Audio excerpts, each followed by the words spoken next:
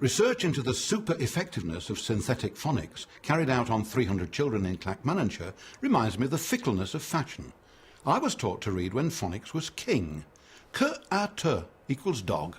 I remember it well. Then, in the 1960s, phonics was only for the fuddy-duddy, with an emphasis on the dud. Now, synthetic phonics is back, with a vengeance. Fun. New hot research now suggests that this reading system, which combines the 44 sounds of the English language initially into three-letter words, is superior to other methods. Rona Stanthorpe explains. Synthetic phonics is a simple method of teaching children letter-sound correspondences. They learn simple single-letter sounds and then blend them into words. In analytic phonics, they analyse the words. They don't learn the individual letter-sound correspondences at the beginning. In Clackmannanshire, the control group, which learnt to read in 16 weeks using synthetic phonics, immediately shot ahead of those taught by other methods. Without any further training, when retested 7 years later, the synthetic phonics readers were still, on average, 3.5 years ahead of the rest. Should all children then only be taught by the synthetic phonics method?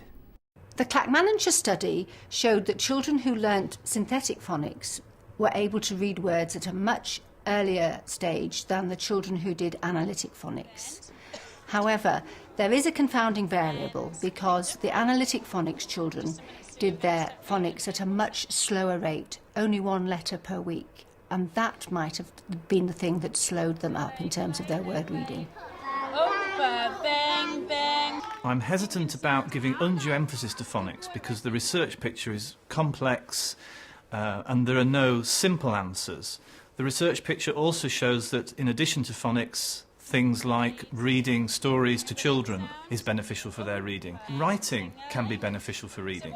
So why should we emphasise phonics above other things that have also been shown by research to be effective? Another new piece of research, English 21, has questioned 5,000 teachers, parents and children about what should be on the English grammar and literature syllabus in 2015. For instance, should this 2005 answer to What I Did on My Summer Holes become a prototype for essays 10 years hence? Just in case you need some pointers, apparently CWOT stands for Complete Waste of Time. The English curriculum in 2015 should embrace new forms of communication, advocates senior lecturer Dr. Andrew Byrne.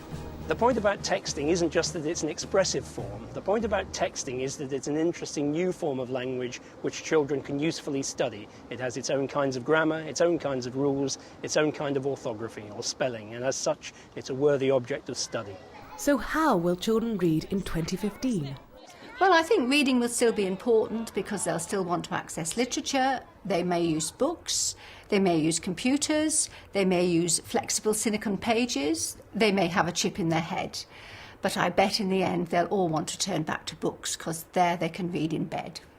If you would like to join in on deciding the content of English curriculum in 2015, please send an email to hotresearch@teachers.tv. But don't text us, because that would be a CWOT.